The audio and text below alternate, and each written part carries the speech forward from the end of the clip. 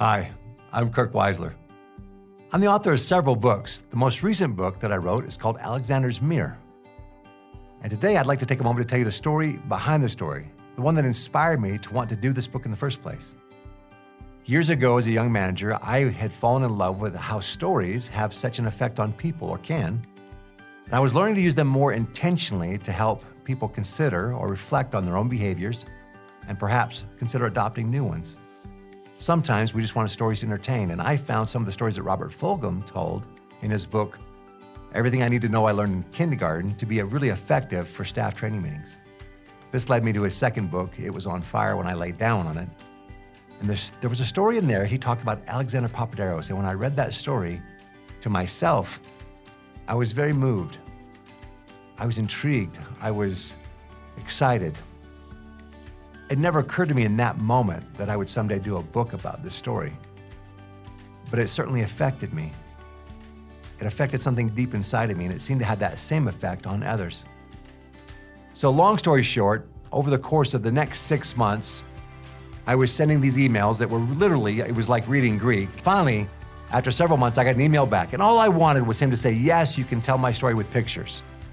But instead the email said, Mr. Papaderos has agreed to meet with you. Let us know when you arrive on the island of Crete. I ended up finding myself on the island of Crete at the knees of Mr. Papaderos, where he told me the story. Not just the story that Mr. Fulghum had told about him, but in a very personal way. And he took me to places on the island where these incidents had occurred. And he had this vision of creating a relationship, a meaningful relationship between the Germans and the Cretans. And that vision would be realized to the extent that an institute sits on this island. It's a source of a very constructive relationship, not just between the Germans and the Cretans, but between all people. In that institute, Robert Fulghum was a guest one day. And at the end of a 2-week lecture on Greek philosophy, Mr. Papaderos, who had gathered all these experts from across Greece, asked this question. Well, thanks for coming. Are there any questions? And Robert Fulghum said, I have a question. What's the meaning of life? And people laughed. They thought this was kind of an absurd question. But Mr. Papaderos didn't laugh. Mr. Fulghum says he held up his hand and stilled the room.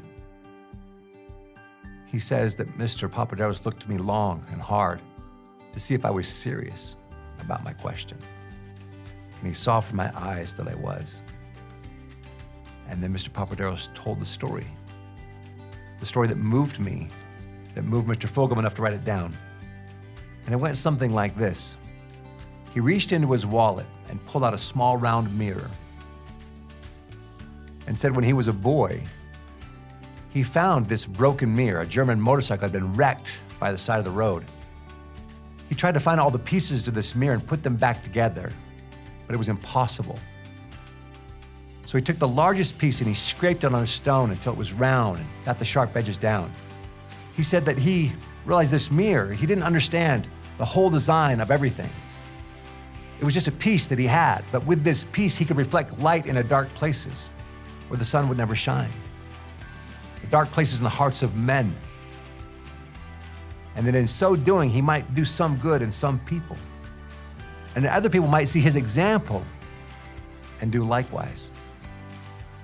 He said, this is the meaning of my life.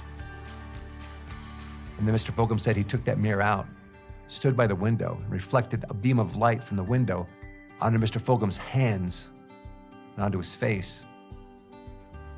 Mr. Fulghum said he'd never forgotten that. And in the wallet of his mind, he carries a small round mirror. This story had a profound effect on Mr. Fulghum. It's had a profound effect on me.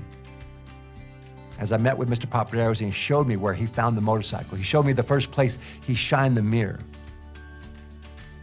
After dinner with his family at his childhood home on the island of Crete, I showed him some sketches from this book and said, this is my vision, this is what I want to do. And much to my delight, he took out a small round mirror, the very one from his childhood.